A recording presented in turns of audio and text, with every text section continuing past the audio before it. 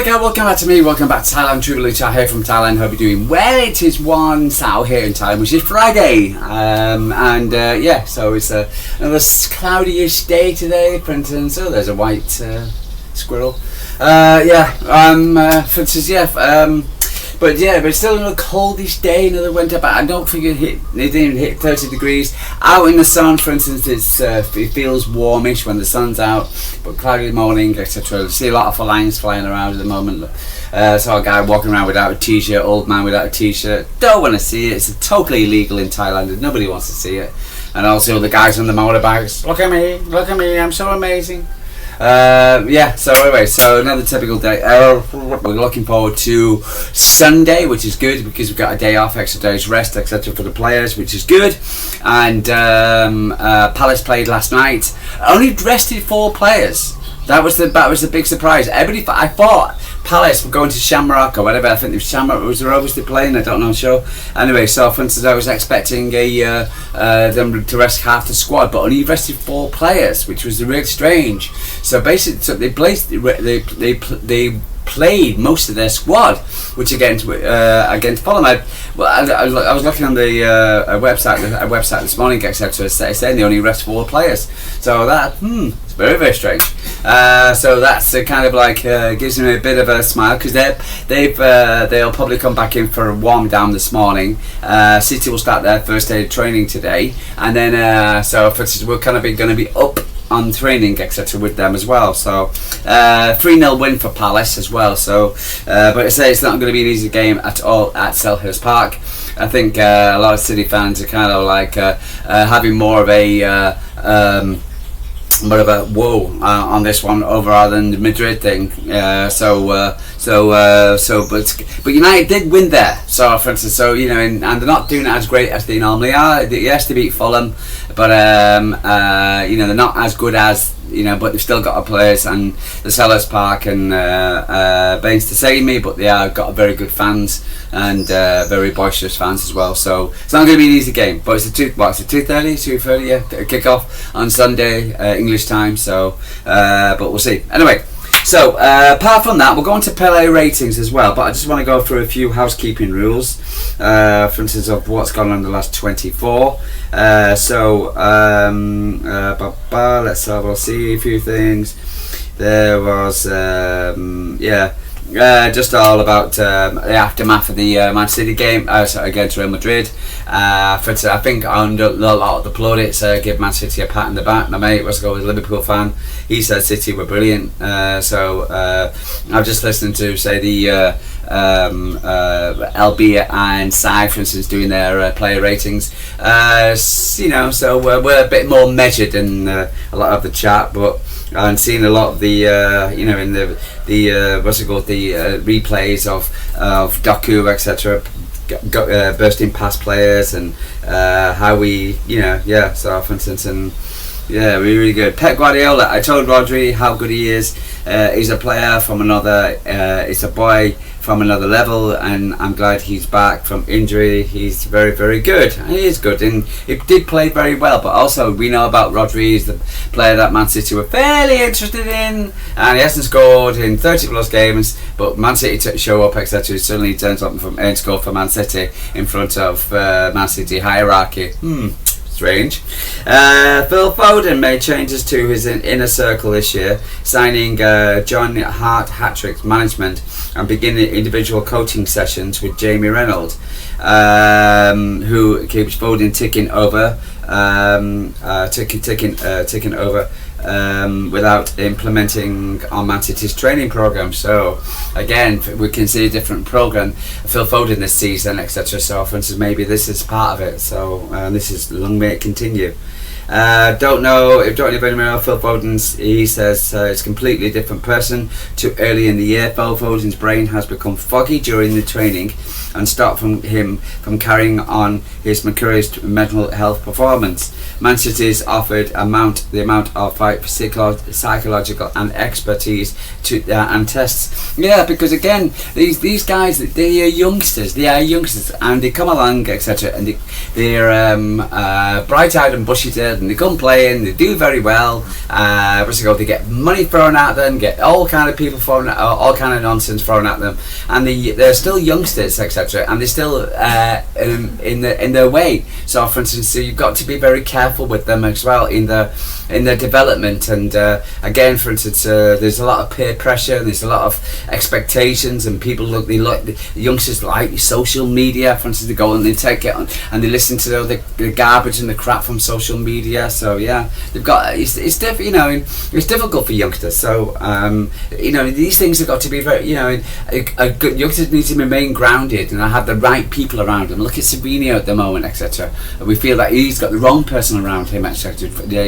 Where you look at Phil Foden, he knows now, he's a bit more experienced, a bit knowledge. Knowledge can go a long way. I'm an older man, but I also got a lot of knowledge in my mind. I do believe that. Manchester City have known to have done extensive scouting work on Newcastle's Thibaut Livramento, an approach to defend is expected in 2026. Okay. Man City's target Livramento, in another paragraph, is set to delay a decision on a new contract at Newcastle until the end of the season.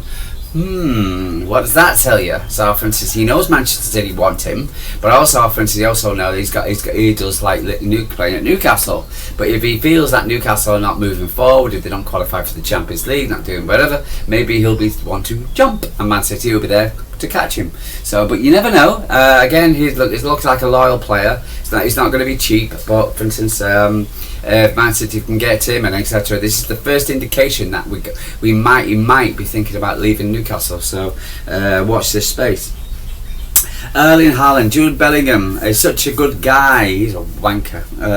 I miss him a lot. I miss playing with him. We had some good memories together. Borussia Dortmund, and he's such a good guy. Yeah, well, you may know something I don't. Anthony Rudiger should have been sent off by this referee. Anyway, so it appears that they had a stat yesterday about this referee, and it appears that he's played Real Madrid 9 times, or he's refereed Madrid 9 times, and they've never lost. And thank God for VAR. He got them giving them a penalty, even though the ball was on the outside of the box, and he never saw the Riga rugby tackle on Erling Haaland. Thank you VAR, and he certainly missed out on the and he never gave a second yellow card for Rudiger, even though it was a blatant yellow card. Second yellow card on Savino, which even Matt Goldfish, which we don't like, etc., hates Man City, also said that was a blatant yellow card. So this guy was just so poor. And I just seen a part, the one where, for instance, Asensio was grappling with Erling Haaland. There's a video on the internet, and it's so funny. And basically, for instance, you can see him grabbing Erling Haaland everywhere he can. The referee stands and points Asensio, points his finger at Asensio, and saying, "Stop it, stop it, stop it." And then Erling Haaland goes out to brush Asensio, and Asensio falls on his back like he's been shot. It's just so pathetic. And they have to stop the game, and he's holding his throat. Just shows you, for instance, in honesty, some cheaters, in Madrid, they're not actually they play good football, whatever, but this cheating, I can't stand it, Darren England will be the manager. The referee for talking about referees for the Crystal Palace game. And Matt Doherty will be the VAR. So okay for that. So I hope he's any better. Just Gogabali on Man City's comeback versus Real Madrid. There is a mentality we have. Simply, if you're losing, it's not game over. You want to come back, fight for one goal from a corner, a penalty. I think we could score one more at least, and that is. But that's something.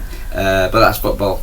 So, but the thing is, what you're saying there is that they don't believe just because they're 1-0 down, they're going to lose the game, and they don't believe that they can actually get back on the horse and we can win the game. So, is that the mentality of the squad is getting better? Again, I've said this for a very long time. Man City are a squad which is improving, and like Pep says, we're not there yet, but we're getting there, and it's great to see. It really is. Josko Gavelio, I think we're doing good. We go game by game, not looking too far ahead. We have a good team, great players on the bench.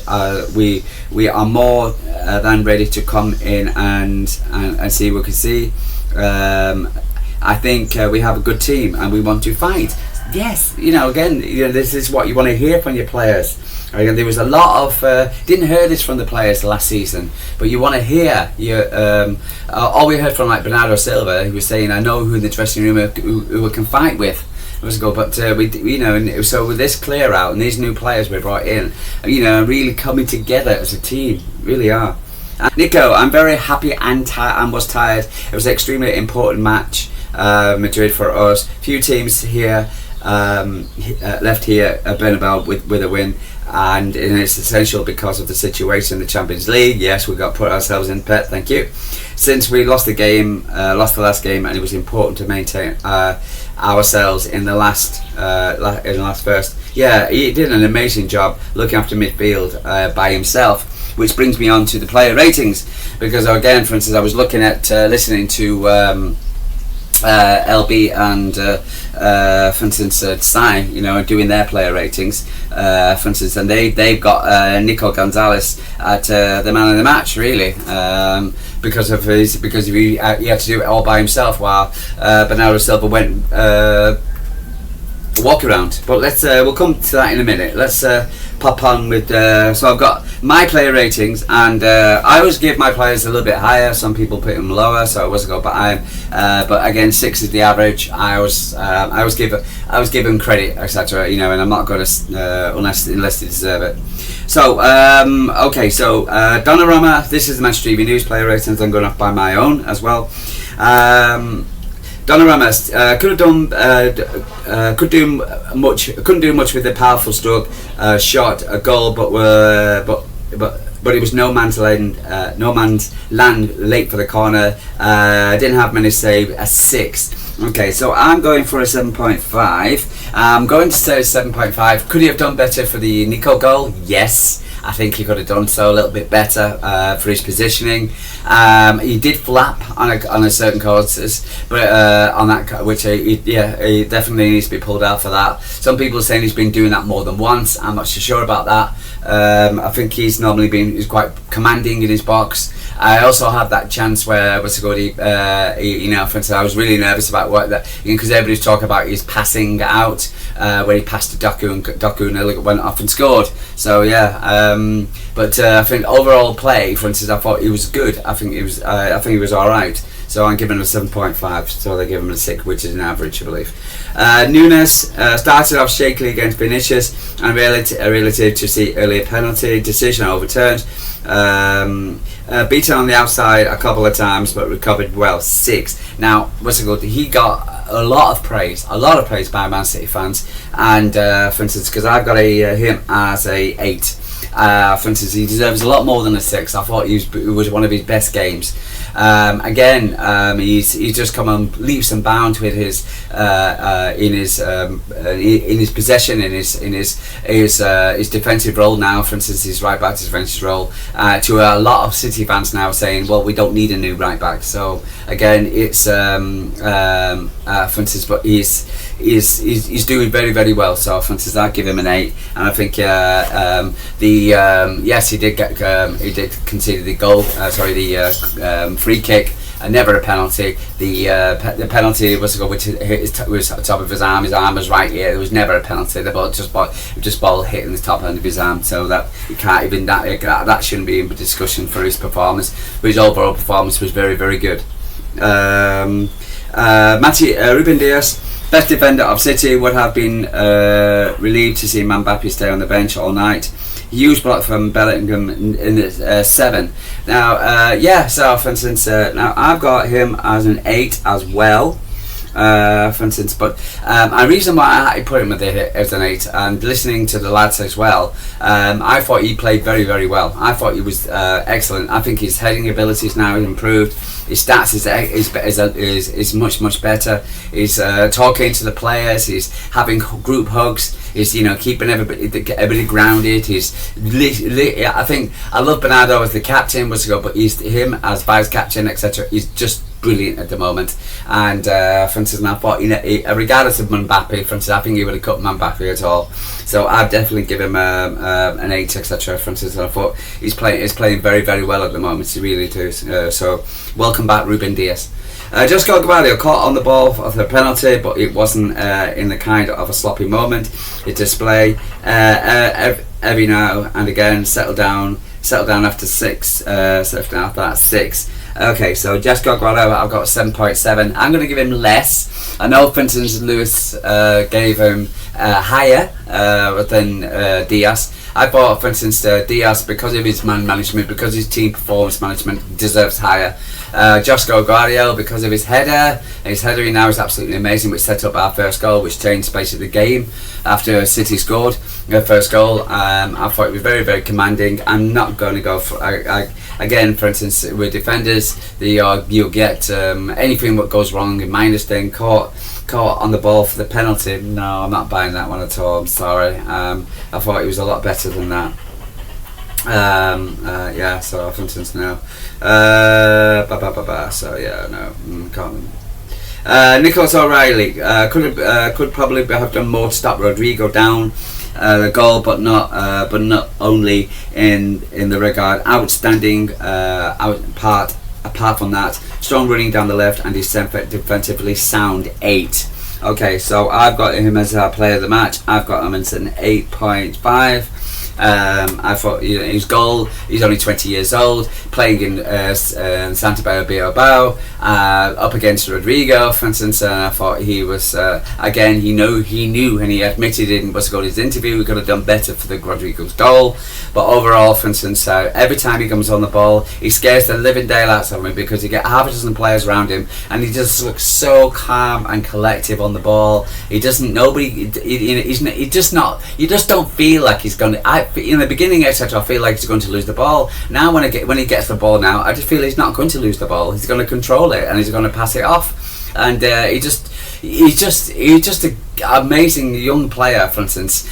Big guy, for instance, but very humble, very quiet, I believe. But he absolutely deserves what he gets, etc. For instance, listening to Pep and just being, he's just a player to watch. And then England's left back now, just taken to the role, keeping Ryan Ignori out the game, which I do feel sorry for Ryan Ignori. Maybe he'll come on against Palace, I don't know. But at the end of the day, for instance, he deserves to be where he does, in Santa Bilbao, Real Madrid, in a Champions League, important Champions League games, not going to face him one bit. So he does definitely deserve his little his trophy. And by the looks of it, he took a picture of it while I was on the plane, and between his thighs, etc. And I'm big up to you. So he's let England collapse, and now he's got the player of the match. So well done. And Bernardo Silva, not his best game, sloppy in the build-up, in the overturned penalty, and overpowered too easy by Carreras to start the move for Rodrigo's first half goal. Right, yeah, because I think a lot of players were saying is the fact, a lot of fans were City players were saying about Bernardo is the problem is with Bernardo, what he did wrong is that he's, whether it's Pep's idea of him, he left Nico Gonzalez isolated in the midfield too many times, and he ended up actually making it worse, because he kept getting in the way of you had that point where he tripped up Turkey in the penalty box. He was running around the pitch, etc., doing a lot of things but not doing anything really. Normally that's effective, but he should have stood next to Nico Gonzalez. It's like the Top Gun film Maverick and Goose, and where Maverick leaves for instance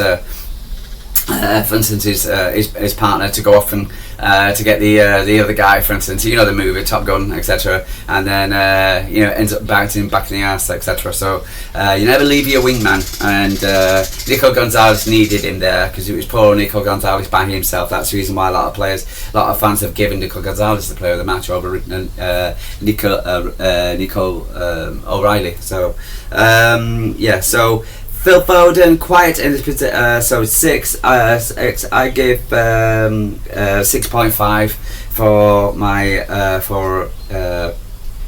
Bernardo Silva.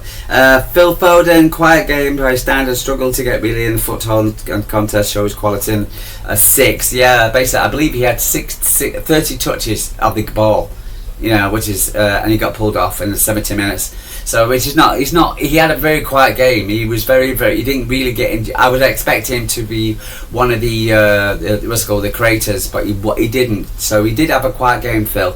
But again, he's been on sparkling form, so I'm not going to roast him too much.